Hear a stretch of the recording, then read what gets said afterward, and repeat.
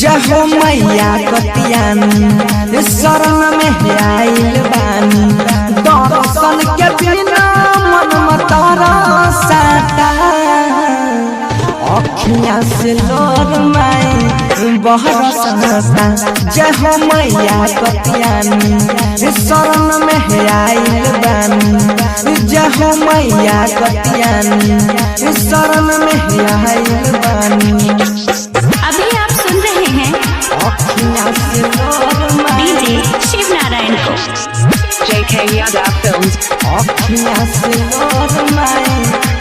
हाँ बेटा के अपना सुनी पुकार है जल्दी से आ जाना मैया हमारे।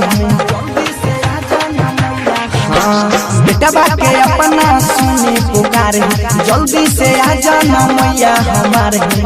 दिलवाई धका